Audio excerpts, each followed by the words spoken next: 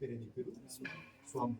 స్వామి మరి బాప్తిసం అంటే దేవునితో ప్రమాణం చేస్తుంటే దేవుడికి మాటిస్తున్నట్టు సరే నాకు ఇచ్చేదాకా దేవుడికి మాటిస్తున్నావు. నేను అడిగే ప్రశ్నకి మంచి సమాధానం చెప్పు. యేసు ప్రభు ఒక్కడే దేవుడని, ఆయన ఒక్క సృష్టికర్తని, ఆయన ఒక్కడే నీ జీవితానికి సర్వాధికారిని నువ్వు నమ్ముతున్నావయ్యా? యేసు ప్రభు శిలువలో రక్తం కార్చి చనిపోయి తిరిగి లేచిన నీ పాపాలు కూడా కూడా నువ్వు ఒప్పుకుంటున్నావా? యేసు ప్రభు నేను నా పాపాలను క్షమించమని నువ్వు కూడా దేవుడి దగ్గర మనస్ఫూర్తిగా క్షమాపణ అడిగావా?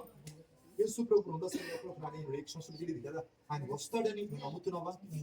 యేసు ప్రభు నమ్ముకున్న ఒకవేళ నీ జీవితంలో నిందలు, అవమానాలు, శ్రమలు, కష్టాలు వస్తే వీటిని బట్టి దేవుడు విడిచిపెడతావా? అవసరమైతే నమ్మిన ఆ దేవుని కొరకు మరి నీ ప్రాణం ఇవ్వడానికి సిద్ధమేనా? బాప్తిస్మం నీ సొంతంగా ఇష్టంగా మనస్ఫూర్తి తీసుకుంటే భగవంతుని తీసుకుంటావా? జీవితంలో ఏ కారణాన్ని బట్టి దేవుడు ఇబ్బందులు పెట్టావు కదా. చూడు మరి ఒక్కొక్కరు జీవితం ఆత్మీయ నేరుగా తెలిపోతున్నారు కదా.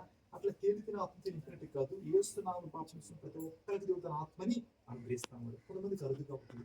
మరి కొన్నిసార్లు మొత్తం వదిలిపెట్టి వాళ్ళు భయాన్ని పట్టుకుంటున్నారు కానీ పట్టుకుంది ఏం లేదు. దేవుడికి నా దేవుని తీసుకుంటారు.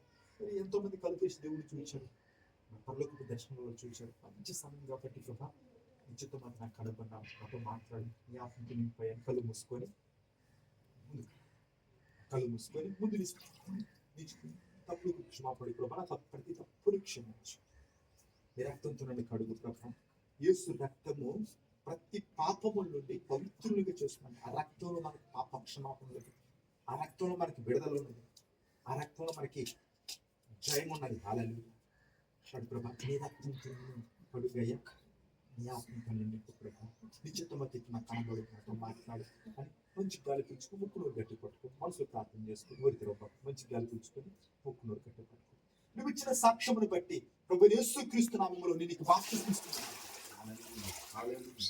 యేసు రక్తమునికే ఇచ్చాడు, ప్రభు యేసు నామమునికే ఇచ్చాడు, ప్రభు యేసు రక్తమునికే ఇచ్చాడు. హల్లెలూయా, హల్లెలూయా. దేవునికి స్తోత్రం, స్తోత్రం. హల్లెలూయా.